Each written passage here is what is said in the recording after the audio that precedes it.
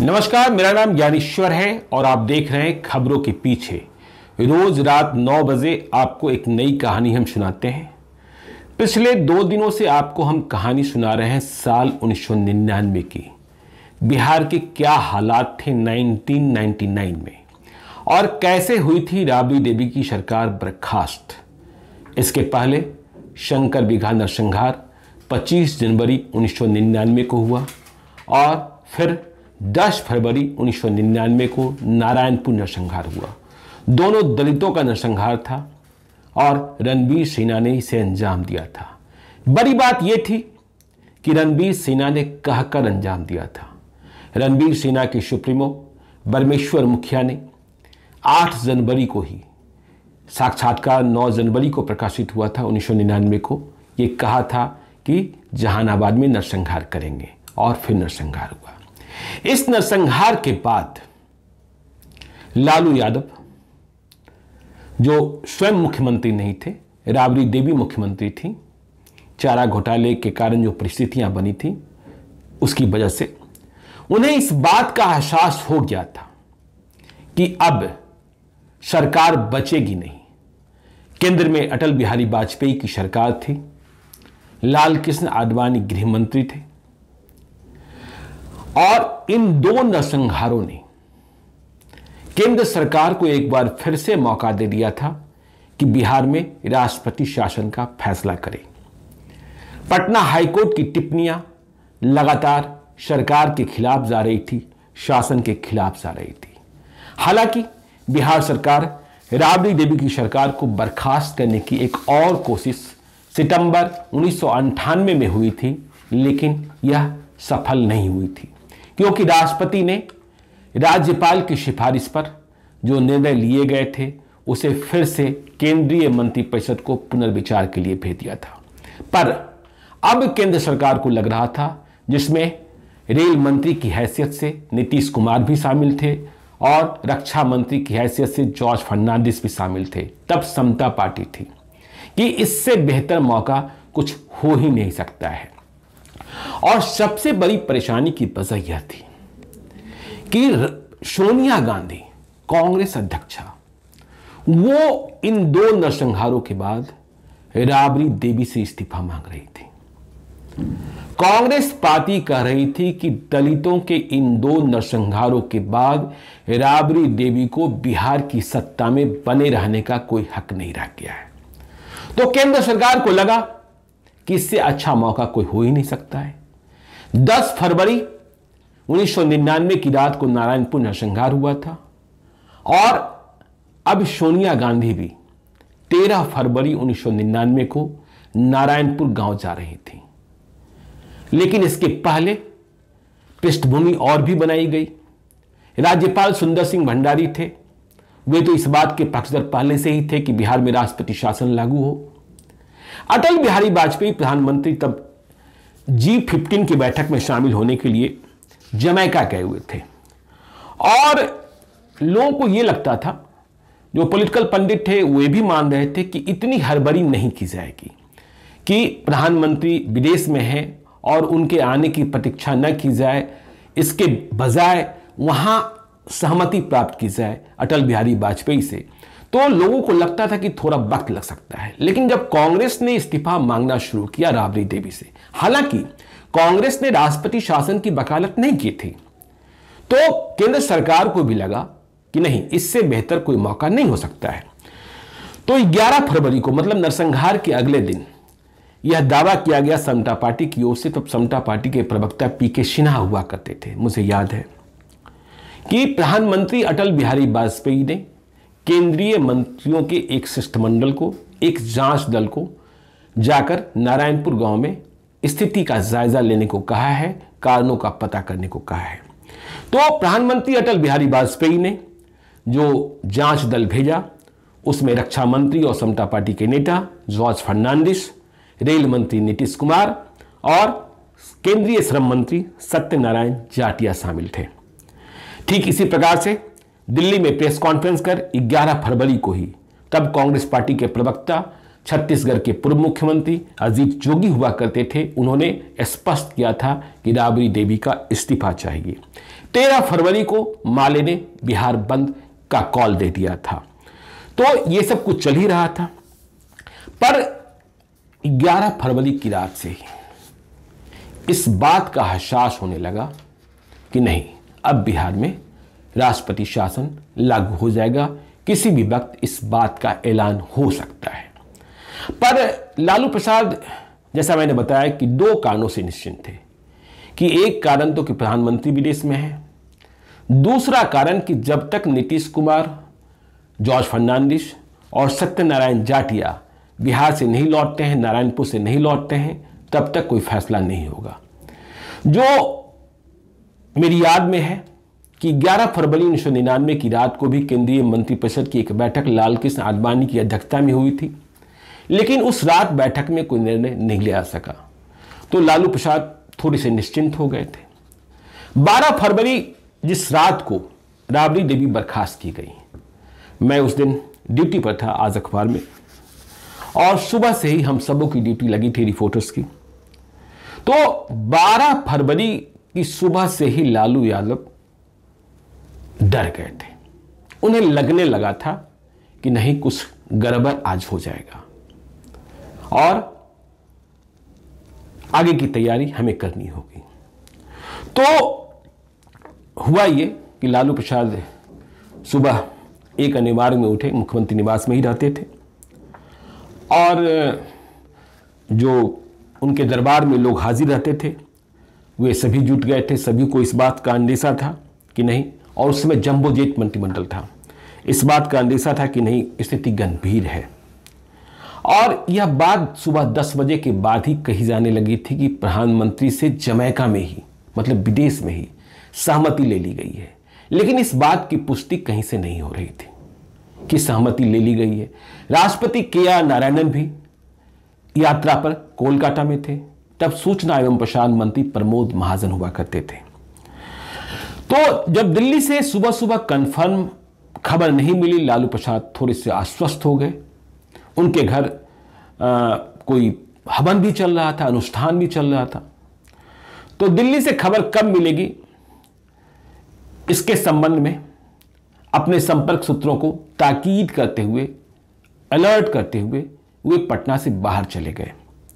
पर खबर यह मिली दोपहर में लालू प्रसाद को, जहां भी थे, कि नहीं, प्रधानमंत्री ने सहमति दे दी है और एक केंद्र सरकार का पदाधिकारी राष्ट्रपति की स्वीकृति प्राप्त करने को कोलकाता चला गया है। तो लालू यादव को लाने के लिए राज्य सरकार का हेलीकॉप्टर भेजा गया। लालू यादव करीब 4:30 बजे पटना लैंड किए। अखबार वाले, मैं भी शामिल था, हम सबों ने उन्हें एयरपोर्ट पर ही घेर लिया, स्टेट हैंगर में। उन्होंने कहा कि कुछ हुआ क्या, मतलब वे जान तो रहे थे, लेकिन अब वे हम सबों से ही जानना चाहते थे। तो फिर जब दिल्ली से आ रही खबरों की जानकारी दी गई तो उन्होंने कहा कि यहाँ कुछ नहीं बोलेंगे, चलिए वहीं चलते हैं, मतलब मुख्यमंत्री निवास चलते हैं। मुझे याद है कि जब हम मुख्यमंत्री निवास पहुंचे थे तो मुख्यमंत्री राबड़ी देवी चहलकदमी कर रही थी, लालू यादव के आने का इंतजार कर रही थी। लेकिन बच्चे तब छोटे थे, तेज प्रताप और तेजस्वी यादव, जो आज बिहार की राजनीति के महत्वपूर्ण चेहरे हैं। तेजस्वी यादव तो प्रतिपक्ष के नेता ही हैं, पर तब राजनीति ये नहीं जानते थे, अभी तो बचपन ही था। तो इन सब मसलों से बेफिक्र ये दोनों, एक अनिवार्य में मुझे याद है कि 2 छोटे छोटे लॉन हुआ करते हैं, तो उनमें से एक लॉन में तेज प्रताप और तेजस्वी यादव क्रिकेट खेल रहे थे और दूसरे लॉन में लालू यादव की बेटियां बैडमिंटन खेल रही थी। और लालू यादव इन सबों से इतर दिल्ली से संपर्क साधने में लगे थे। संदेशों की आवाजाही हो रही थी, लैंडलाइन से मोबाइल आ गया था। हम सभी वहां डटे थे कि कब कौन सी खबर आ जाएगी। इस बीच लालू यादव एक अनिवार्य के भीतर भी गए और जब बाहर आए तो उनकी ललाट पर एक बड़ा सा लाल टीका लगा था। तो लगा ये कि कोई शुभ समाचार मिला है या फिर ये कि भीतर जो संकट आया है उसे खत्म करने को कोई अनुष्ठान निश्चित तौर पर चल रहा है। पर केंद्र सरकार के रवैये को तो लालू यादव जानते थे, लेकिन उनकी परेशानी यह थी कि सोनिया गांधी राबड़ी देवी से इस्तीफा मांग रही हैं। कांग्रेस लिखित तौर पर सरकार के साथ नहीं थी बिहार में, लेकिन भाजपा समता के अलायंस के खिलाफ राबड़ी देवी को परोक्ष समर्थन मिलता ही रहता था। जब दिल्ली में कांग्रेस के प्रवक्ता अजीत जोगी से पूछा गया था कि आप एक ओर राबड़ी देवी से इस्तीफा मांग रहे हैं तो दूसरी ओर आप समर्थन तो कर रहे हैं, तो उन्होंने कहा था कोई लिखित समर्थन तो है नहीं। तो यह सब चल ही रहा था। तभी रात को 8 बजे 12 फरवरी 1999 को यह सीरियस सुगबुगाहट शुरू हो गई कि राष्ट्रपति के.आर. नारायणन ने बिहार में राष्ट्रपति शासन लागू करने, मतलब राबड़ी देवी की सरकार को बर्खास्त करने के फैसले पर दस्तखत कर दिया है। अब लालू यादव और भी अधिक टेंशन में आ गए। 9:15 बजे के करीब, रात के 9:15 बजे के करीब अब यह खबर कंफर्म हो गई कि बिहार में राष्ट्रपति शासन लागू कर दिया गया है, राबड़ी देवी की सरकार बर्खास्त कर दी गई है। देखिए, मैं आपको 13 फरवरी 1999 का आज अखबार का अंक दिखा रहा हूं, जिसमें राबड़ी सरकार बर्खास्त, राष्ट्रपति शासन लागू। जैसे ही 9:15 बजे यह खबर फ्लैश हुई और यह सूचना जारी हो गई, बिहार के राज्यपाल सुंदर सिंह भंडारी एक्टिव हो गए। सेंट्रल पैरामिलिट्री फोर्स का बिहार में आगमन शुरू हो गया। पटना में विशेष रूप से बुलाया गया और बहुत तेजी में जो सचिवालय है, जहां मुख्यमंत्री का नेम प्लेट राबड़ी देवी लगा था, उसे हटा दिया गया। वहां अब सुंदर सिंह भंडारी राज्यपाल का नेम प्लेट लगा दिया गया था। ताबड़तोड़ फैसले लिए जाने शुरू हुए। रात को ही सुंदर सिंह भंडारी ने बहुत तेजी करते हुए स्टेट के चीफ सेक्रेटरी एस.एन. विश्वास और डीजीपी के जैकब, दोनों लालू यादव और राबड़ी देवी के बहुत करीब माने जाते थे, उन्हें उनके पदों से हटा दिया गया और उनकी जगह पर विजय शंकर दुबे को चीफ सेक्रेटरी बनाया गया और टीपी सिन्हा को डीजीपी बनाया गया। दोनों को रात को ही राजभवन तलब किया गया। फिर पटना के डीएम और पटना के एसएसपी को बुलाया गया। हालांकि इनका तबादला 2 दिनों के बाद हुआ। तब राजबाला वर्मा पटना की डीएम थी। सुनील कुमार, जो अभी नीतीश कुमार की सरकार में मंत्री हैं, वे भी लालू यादव के बहुत करीब माने जाते थे, वे पटना के सीनियर एसपी थे। तो इन्हें भी हटाया गया बाद में। इनकी जगह पर अमित खरे को पटना का डीएम बनाया गया था। अमित खरे के बारे में आपको पता होगा कि जब वे चाईबासा के उपायुक्त थे, डिप्टी कमिश्नर थे, तो उन्होंने ही चारा घोटाले की सबसे बड़ी फाइल पकड़ी थी, जिसमें लालू यादव फंसते ही चले गए। और पटना का सीनियर एसपी बनाया गया था कुमार राजेश चंद्रा को, जो तब मुजफ्फरपुर के एसपी थे और अभी केंद्र में डायरेक्टर जनरल के पोस्ट पर हैं, एक संगठन के मुखिया हैं। तो अब लालू यादव को फैसला लेना था। लालू यादव निराश, हताश, लेकिन चेहरे से प्रकट नहीं कर रहे थे। बड़ी संख्या में बहुत सारे मंत्री, विधायक, उनके समर्थक वहां जुटे थे। 12 फरवरी 1999 की रात को लालू यादव ने शवों को विदा किया और कहा कि अब यहां बैठने की जरूरत नहीं है, हम सभी सड़क पर आ गए हैं, जाइए, आदमी जुटाइए, कल सड़क पर उतरेंगे।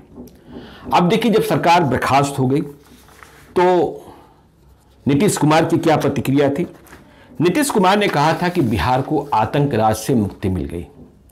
नीतीश कुमार तो राबड़ी देवी, लालू यादव की सत्ता के खिलाफ थे ही।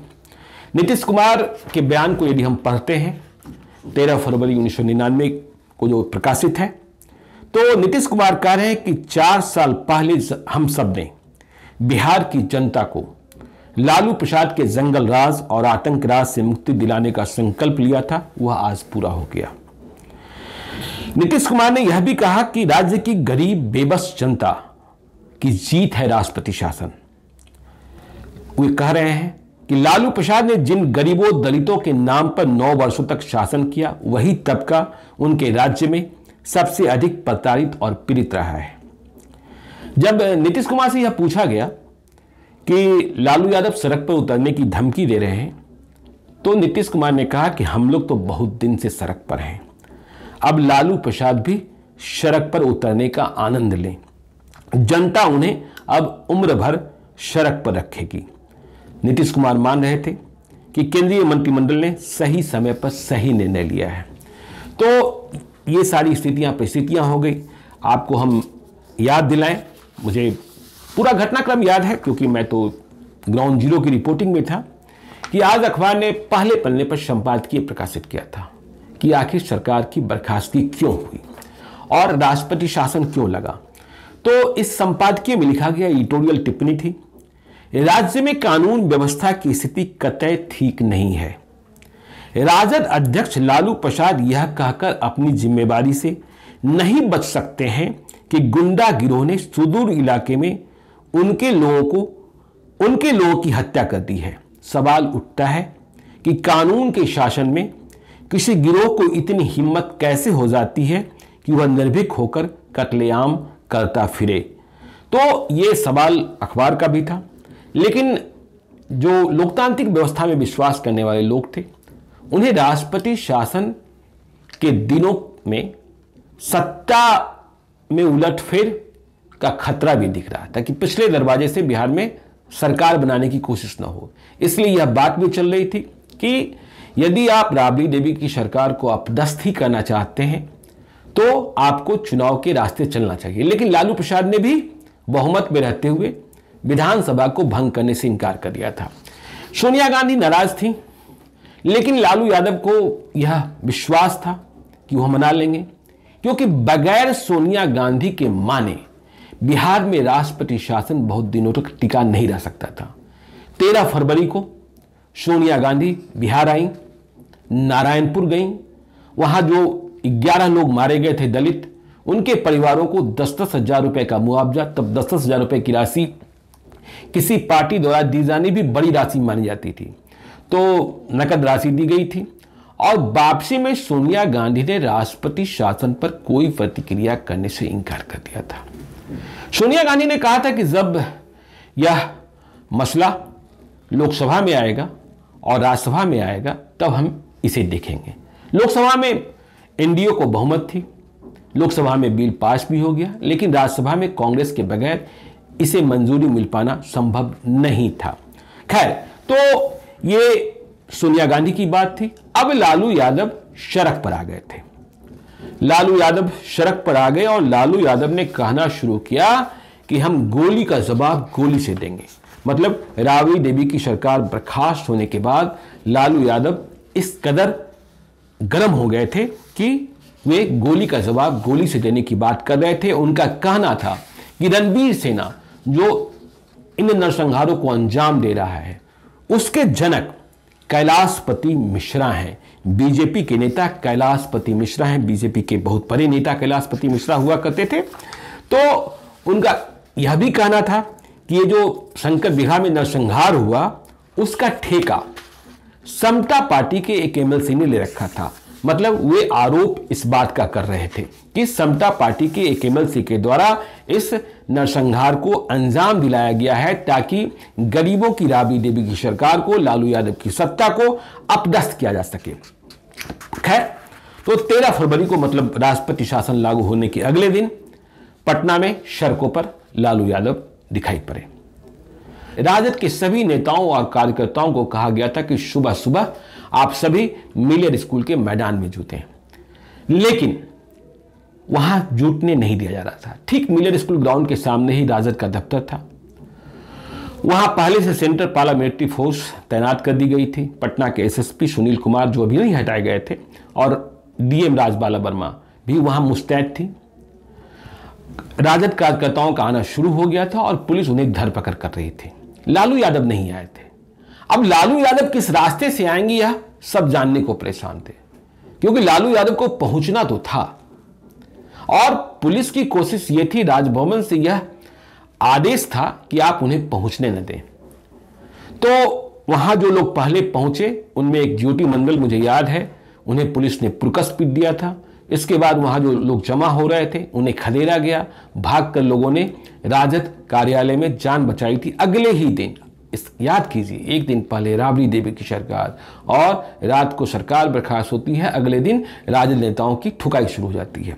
तो खैर, अब लालू यादव किस रास्ते से आ रहे हैं, किस रास्ते से नहीं आ रहे हैं, यह लोग सोच ही रहे थे, यह लोग पता ही कर रहे थे। कुछ लोग कह रहे थे कि अनिचाबाद के रास्ते से आ रहे हैं। तभी लालू यादव वहां झंडा लिए हुए, राजद का झंडा लिए हुए पहुंच गए और उन्होंने कहा कि अब हम तो आगे बढ़ेंगे।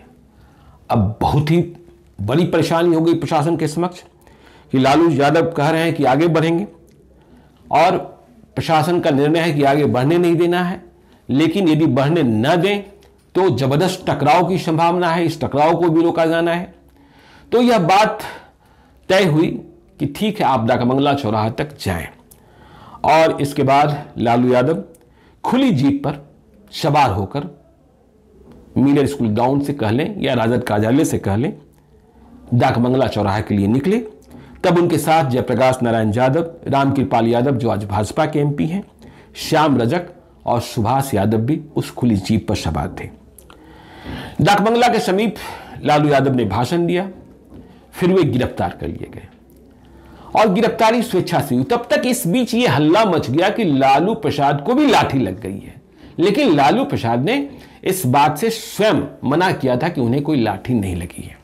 खैर, तो उन्होंने गिरफ्तारी दे दी और गिरफ्तार कर उन्हें लाया गया कोतवाली थाना में। उनके साथ जगदानंद जो अभी बिहार राजद के अध्यक्ष हैं, सुरेंद्र प्रसाद यादव तब सांसद थे, मुंशी लाल राय, जयप्रकाश नारायण यादव, रंजन यादव भी तब साथ थे, अवध बिहारी चौधरी, रमय राम, शंकर प्रसाद टेकरीवाल, साधु यादव, रामकृपाल यादव, उदय नारायण चौधरी, विनय कृष्ण, विनोद सिंह आदि नेताओं को बीएस कॉलेज भेज दिया गया दानापुर में। तो लालू प्रसाद तो आप समझते ही हैं कि किस स्टाइल में रहते हैं। जब वो कोतवाली थाना पहुंचे तो पहले तो उन्होंने, जब उन्हें कहा गया कि ठीक है आप बैठें, लेकिन वे बोले मैं कुर्सी पर नहीं बैठूंगा, या तो मुझे हाजत में बंद कर दीजिए या मेरे लिए बेंच मंगवा दीजिए। तो लालू यादव जानते थे कि यदि हाजत में बंद किए जाएंगे तो इसका माइलेज मिलेगा, तो ये पॉलिटिकल माइलेज भी प्रशासन नहीं देना चाहती थी। तो फिर खुले में उनके लिए बेंच लगा दी गई। फिर बाद में चौकी मंगवाया उन्होंने और वहीं लेट गए। चौकी पर सोए तस्वीर जो थी लालू यादव की वायरल भी हुई। वह तस्वीर देखकर आप कह नहीं सकते थे कि लालू यादव किसी थाना में सोए हैं या किसी घर में सोए हैं। वहीं आराम फरमाते रहे जब तक उनकी रिहाई का आदेश नहीं हो गया। शाम को छोड़ा ही जाना था।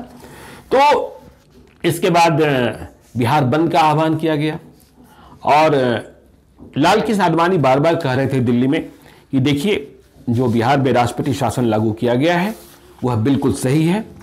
उनका यह मानना था कि लाल कृष्ण आडवाणी का कि बिहार का जो दोनों नरसंहार है वह जातिवादी और वोट बैंक की राजनीति का प्रमाण है। इससे स्पष्ट हुआ है कि राज्य में सामाजिक सद्भाव बिहार में पूरी तरह खत्म हो गया है। वे रणबीर सेना के बारे में बोल रहे थे कि यदि बिहार सरकार, राबड़ी देवी की सरकार, लालू यादव की सरकार रणबीर सेना के प्रति भी कार्रवाई करने को सीरियस होती तो रणबीर सेना के राजनीतिक संपर्क को, पॉलिटिकल कनेक्शंस की जांच के लिए जो आयोग गठित की गई थी उसकी बैठक भी तो होती।